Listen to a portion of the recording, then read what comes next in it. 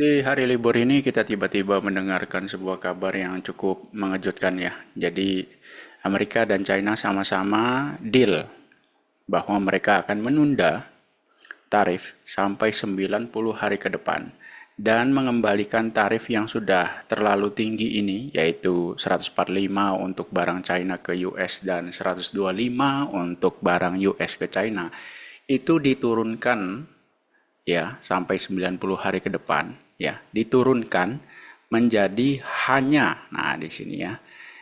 Di sini kita lihat di berita ini dari CNN di mana mereka sama-sama sepakat bahwa Amerika dari 145 turun menjadi hanya 30. Jadi barang China yang masuk ke Amerika itu tidak lagi 145 melainkan hanya 30%. Sedangkan barang Amerika ke China yang tadinya 125 menjadi hanya 10%. Ya tentunya kita semua sama-sama gembira, mereka berdua mau mencoba untuk mendinginkan kepala masing-masing. Tapi justru di sini saya melihat, loh kok aneh, katanya China nggak butuh Amerika, kenapa kok turunnya sama-sama 115? Gengsi dong, harusnya ya sama-sama aja 30, kan lu nggak butuh barang Amerika katanya, lu nggak butuh Amerika, kita masih bisa cari yang lain apa segala macam. Kok jadi begini ya kan? Kalau turun jadi cuma 10 ini kan ibaratnya ya kalau menurut saya loh ya, yang lebih butuh itu sebenarnya China. Karena UMKM di sana itu sudah morat-marit ya. Kenapa? Ya kelihatan stimulus yang duluan ngeluarin stimulus itu adalah China. Potong interest rate ya 5 hari yang lalu ya. Dia duluan potong interest rate, kasih stimulus ya supaya peredaran uang itu menjadi lebih liquid lagi ya kan. Ini cut rate, cut rate, cut rate. Sedangkan US itu santai wae si Mister Too Late ya kan si Powellnya santai wae dulu, kita lihat dulu nanti dampaknya baru kita action. Sedangkan China action duluan. Kenapa? UMKM-nya kacau balau ya. Sedangkan di US UMKM-nya yang ibaratnya lebih banyak UMKM-nya itu memanufaktur produk-produknya di China itu tidak digubris sama Donald Trump. Justru yang mengkhawatirkan di Amerika itu adalah kelas pekerjanya, terutama yang berhubungan dengan logistik, pelabuhan. Itu ibaratnya yang biasanya dalam 1 minggu itu ada beberapa kapal besar nyandar bongkar muat. Ini 1 minggu terakhir itu cuma satu kapal besar. Itu kan masalah ya kalau ini terus berlanjut. Tapi menurut saya pribadi, yang menang adalah Donald Trump Amerika. Karena 30% itu lumayan besar. Ya, lumayan berdampak. Tapi better lah daripada 145. Kalau 10, China mengenakan 10% itu gak ada artinya bos. Ya, tapi kita harus menanggapi ini dengan positif ya. Karena apapun yang terjadi kalau ekonomi China seret, maka kita juga seret. Terbukti dari yang namanya ini ya, harga batu bara ini turun drastis dalam 6 bulan terakhir. Yang tadinya di harga 151 sekarang itu cuma 98. Jadi harga coalnya udah turun drastis. Terus yang bikin gak enak lagi adalah ekspor batu bara RI ke China turun 9%. Kok bisa? Ya kan turun 9%. Ya iyalah ekonominya China melambat, ketahuan dari batu baranya ya. Terus kalau ibaratnya ada pasukan bullshit, oh China kan sekarang solar panel ini itu apa segala macam. Oh iya iya iya, oke oke. Jadi turun 9% itu wajar lah karena kan shifting energi ke energi terbarukan bla bla ya. Para pasukan yang menganggap China itu superpower ya silakanlah ngomong seperti itu. Faktanya di sini pasokan batu bara dari Rusia ke China naik 6%. Jadi siapa bilang China itu ibaratnya sudah melupakan batu bara? Enggak, cuman mindahin bos. Ngambil dari Rusia bos, enak. Lewat darat, lewat kereta lebih gampang. Kalau di Indo pakai kapal, costnya jelas lebih murah kalau pakai kereta. Apalagi Rusia sedang di embargo, disanksi apa segala macem, sehingga ya lu mau nggak harga murah, gua ambil nih barang lu gitu ya. Jadi ya kalau ekonomi China terbatuk-batuk ya kita juga terbatuk-batuk. Karena eksportir batu bara kita ini besar sekali, banyak sekali. Dan tujuan utama ekspor batu bara kita adalah ke China.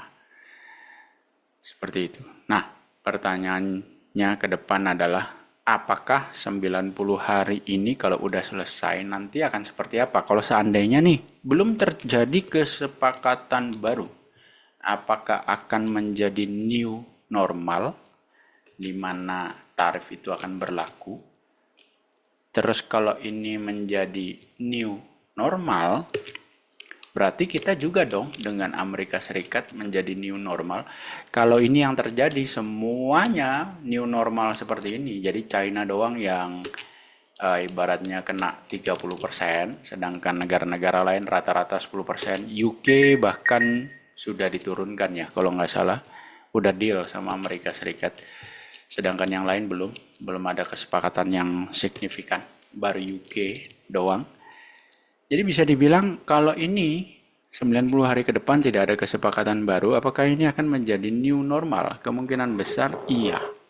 Ini akan menjadi new normal, di mana korbannya adalah sekali lagi China. Di mana China akan kena tarif 30% dan itu lumayan ya, lumayan. Lumayan bikin pusing para pengusaha di China. 30% itu besar bagi pengusaha di China karena dengan demikian harga-harga barang mereka supaya itu ibaratnya hampir bersaing dengan harga dari produsen-produsen negara lain. Sehingga membuat pemerintah China mau tidak mau harus genjot stimulus lagi supaya para produsen manufaktur yang ada di China itu diberikan kemudahan sehingga mereka bisa menekan cost untuk membuat harga barang semakin murah dan bisa bersaing seperti itu. Jadi tujuan utamanya Donald Trump adalah pemerintah China-nya supaya mereka menggelontorkan terus cadangan devisa, jangan disimpan terus. Karena kalau disimpan terus cadangan devisa China semakin besar, semakin sulit ditaklukkan. Ya. Jadi ini ibaratnya kalau menurut saya kemenangan bagi Donald Trump 30%. Lumayan tuh.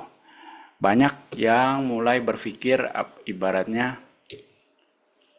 apakah sebaiknya tetap memproduksi barang di China atau enggak. Karena kedepannya bisa aja Donald Trump mabok lagi terus dinaikin. Paling enggak gertak dulu gitu kan. Gertak kepada investor, you orang jangan kebanyakan invest di China, coba diversifikasikan pabrik-pabrik kalian keluar dari China, supaya kalau gua muak sama China, gua naikin lagi tarifnya, lu orang nggak kena, nggak terlalu benjol gitu loh. Ya, jadi ibaratnya kemenangan bagi Trump karena dia bisa menambah pemasukan negara dengan menaikkan pajak-pajak ini tadi dalam wujud tarif, ya kan? Sehingga bikin banyak negara menjadi morat-marit, khususnya sebenarnya China. Cuman media di sana itu kan betul-betul ditahan ya, sehingga kalian tuh tidak tahu kondisi manufaktur di sana itu seperti apa. Yang jelas kalau kalian cuman melihat kabar baik-baik saja, itu kalian lagi-lagi tidak mengingat kejadian waktu COVID ya. Di waktu COVID itu China mati-matian menekan berita buruk yang keluar. Sampai-sampai nih jumlah kematian karena COVID itu begitu rendah di China secara rasio. Karena apa? Mereka demi angkanya rendah, mereka sampai mengeluarkan aturan bahwa contoh ya, orang ini positif COVID. Komorbidnya banyak gitu kan, misalnya ada diabetes, ada kolesterol tinggi gitu ya, terus mati at the end. Ini dicatat kematiannya bukan karena COVID, tapi misalnya karena diabetesnya, supaya angka kematian karena COVID-nya rendah. Padahal di dunia kedokteran itu sudah hampir seluruh negara menganut sistem di mana kalau seseorang meninggal, maka apa yang men-triggernya lah yang dinyatakan sebagai penyebab kematian. Tapi di China enggak. Mereka seolah-olah nggak ada tuh COVID. Jadi orang ini mati bukan karena COVID, tapi karena kolesterol tinggi, karena punya radang paru-paru, punya diabetes yang sangat tinggi. Intinya bukan karena COVID. Seperti itu. Itu kan namanya memanipulasi data.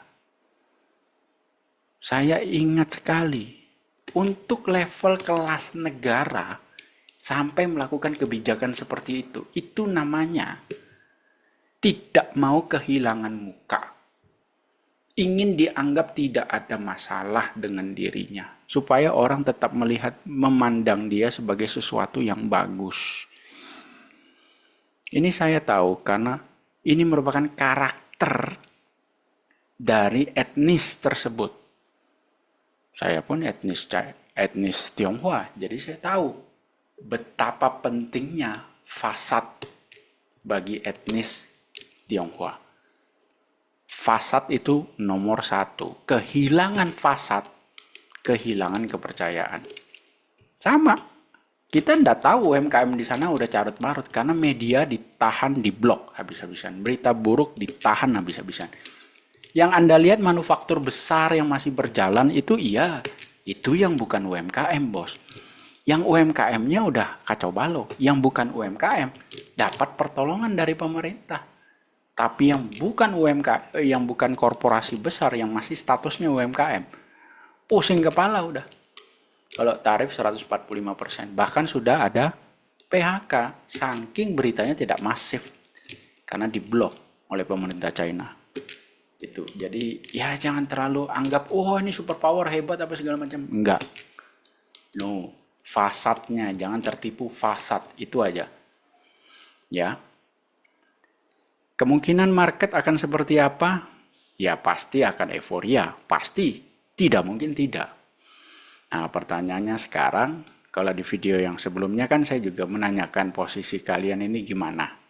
Banyak yang bilang cash 80% kok. Cash 100% kok, berharap crash lagi ke bawah, intinya seperti itu, ya kan. Nah, dengan adanya berita positif seperti ini, market diprediksi akan positif ke depannya. Minimal 90 hari ke depan deh. Terus kalaupun 90 hari berakhir, maka feeling saya tarifnya akan tetap 30 dan 10 nih antara China dan US. Ya kan, ibaratnya diperpanjang lagi ya, karena kita belum menemukan kesepakatan, sehingga kita perpanjang lagi. Tarif yang berlaku adalah 30 dan 10%, tetap. Dan kalau itu menjadi new normal, ya sudah, ya kan. Tapi yang kita khawatirkan adalah Trump macam-macam lagi, itu saja. Nah, bagaimana dengan berita, ya bisa kita bilang perdamaian ya. Ini bisa dikatakan perdamaian sesaat bagi mereka berdua. Bagaimana Anda menanggapi berita ini? Apakah Anda menjadi optimis ke depannya bahwa ya udah ini new normal, market akan recovery dan all time high lagi? Atau Anda masih pesimis dengan berita ini dan merasa bahwa wah, berat kok situasinya kalau begini gini. Ya, kita pengen tahu nih pendapat Anda seperti apa. Kita diskusi sama-sama di kolom komen. Sampai jumpa di video berikutnya.